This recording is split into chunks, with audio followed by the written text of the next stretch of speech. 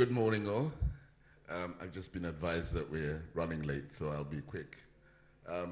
Gabi Ochiridako, the visionary behind this big initiative, honorable ministers from different ministries here, excellencies from the diplomatic community, stalwarts from the private sector who are the key to this whole process, distinguished ladies and gentlemen, UN colleagues, all protocols observed. I'm deeply honored this morning to be able to address you on the launch of the third Africa Prosperity Dialogues 2025.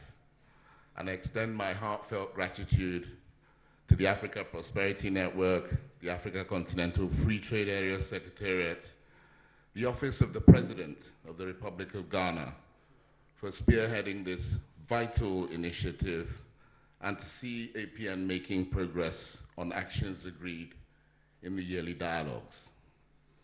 And I appreciate too my colleagues across the UN for their support to this important initiative. We gather today to discuss the critical component for our continent's future infrastructure, the lifeblood of our economies, enabling trade, facilitating transportation, and enhancing connectivity. Without it, our vision for a prosperous and resilient Africa remains just that, a vision.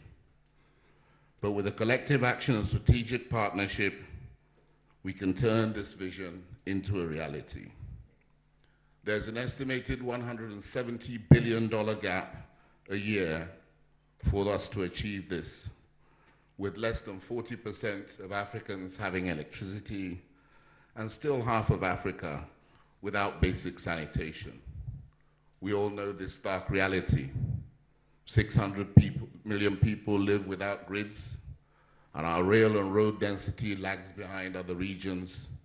Inadequate transport hampers economic activity, efficiency, and competitiveness. And we also know that infrastructure coverage can account for up to 30% of GDP growth in many African countries. The challenge is clear. We must find the finance to bridge the infrastructure gap, and we must put the partnerships on the table, particularly with the private sector, to enable this happen. There are a number of things that we must do. Investment will be key.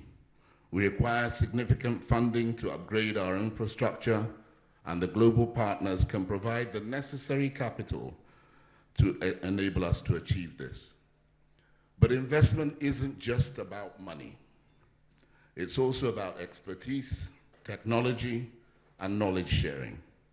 By partnering with global leaders on infrastructure, we can tap into their experience, their know-how, ensuring that our projects are designed and implemented with the latest innovations and best practices. Integration is critical. Our infrastructure must be designed to facilitate the free flow of goods, services, and people across borders. This requires coordination and collaboration among African nations, as well as with our global partners.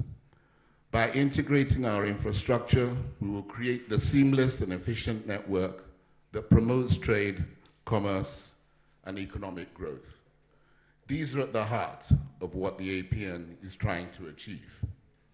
As the two previous speakers have spoken about, connectivity is vital. Just yesterday, as if in a follow-on to what happened on the West Coast, East Africa is facing challenges around connectivity. So while we do have internet, we remain fragile in this space. Connectivity is no longer a luxury, it's an absolute necessity. Our infrastructure must be designed to support the growth of digital technologies, ensuring that all Africans have access to high-speed internet, mobile networks, and other digital platforms. We're just at the beginning. This will enable our innovators, entrepreneurs, and our teeming youth and citizens to participate fully in the global economy. So what must we do to enable this trade to happen? We must create an enabling environment that attracts investment and encourages collaboration. We must prioritize projects that have high impact on economic growth, job creation, and poverty reduction. We must leverage technology and innovation to drive efficiency, sustainability, and importantly, inclusivity in our infrastructure development. And lastly, we must bring everybody along. If you want to go fast, they say, go alone. If you want to go far, go together.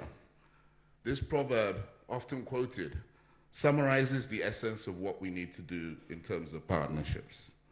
We cannot have a meaningful impact if we do not pool together our resources, our expertise, and our innovation. So I urge you to use this opportunity to commit to taking action. Let us work together to unlock the full potential of our continent, create new opportunities for growth and development, and ensure Africa takes its rightful place as a major player in the global economy.